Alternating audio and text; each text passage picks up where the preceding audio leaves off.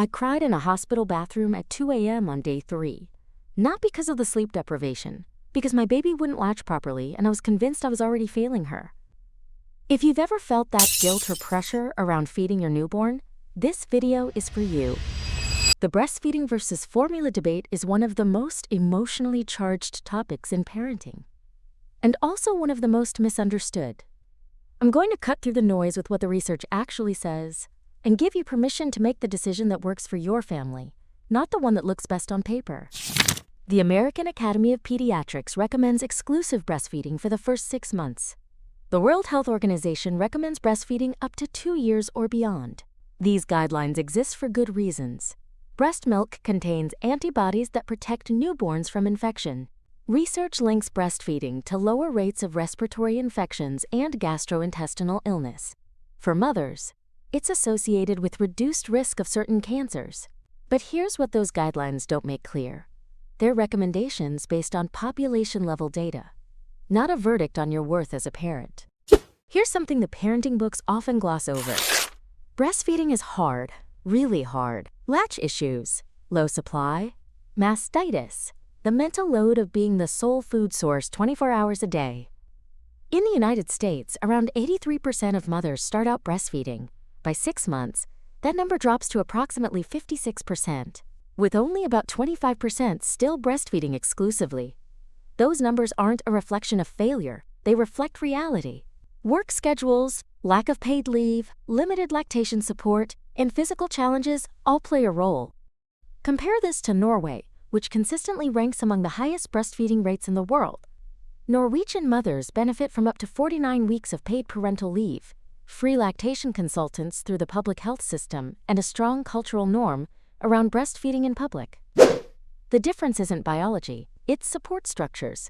American mothers aren't failing at breastfeeding, the system is failing them. Modern infant formula is a remarkable feat of nutritional science. Today's formulas are designed to closely approximate the nutrient profile of breast milk and are regulated to meet strict nutritional standards.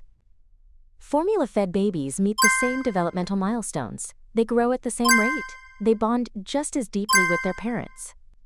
Research comparing long-term outcomes when controlling for socioeconomic factors shows much smaller differences than the headlines typically suggest. Let me say that again, much smaller differences than the headlines suggest. One interesting note from the research: formula-fed babies do tend to show slightly more pickiness with food later on. This is because breast milk carries traces of the mother's diet, exposing babies to a wider range of flavors from the start. But this doesn't mean formula-fed children are destined to be picky eaters. Early and varied introduction of solid foods can close that gap entirely. What struck me most when I researched feeding practices globally is how differently cultures frame this debate. In Japan, breastfeeding is deeply culturally supported. Dedicated nursing rooms are standard in shopping centers and public buildings. Yet Japan also has a pragmatic, non-judgmental acceptance of formula when breastfeeding isn't working. The focus is on a fed, calm baby, not on method. In France, formula use is widespread and carries no social stigma whatsoever. French parenting philosophy emphasizes routine and maternal well-being alongside infant needs.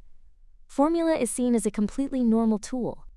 Research shows that maternal stress and guilt negatively affect both feeding outcomes and postpartum mental health, which means the pressure itself can be counterproductive. Here's what I wish someone had told me in that hospital bathroom. Both breastfeeding and formula feeding can produce healthy, thriving, well-bonded babies. The research supporting breastfeeding is real.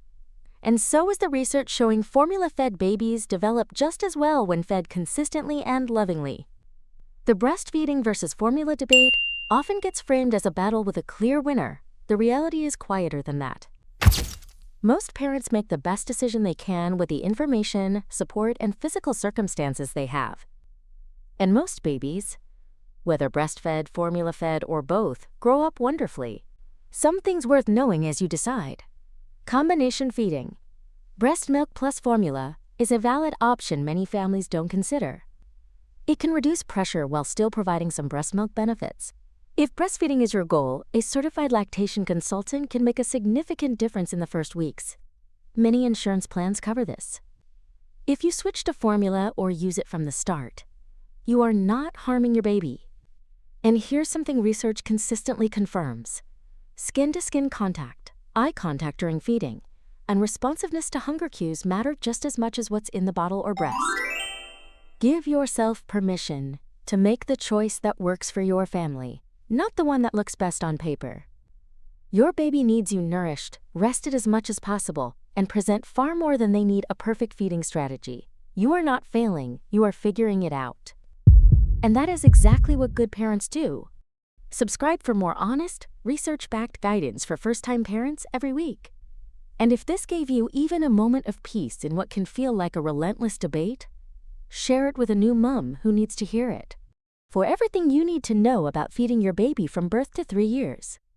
Breastfeeding tips, formula guidance, hunger cues, introducing solids, handling picky eaters, and the developmental milestones tied to nutrition. Chapter 2 of my step-by-step guide for first-time parents covers it all. No judgment, just the guidance you actually need. Link in the description. Disclaimer: this video provides general parenting and educational information about infant feeding. It is not a substitute for professional medical advice. Every baby and mother is different. Please consult your healthcare provider or a certified lactation consultant for guidance specific to your situation.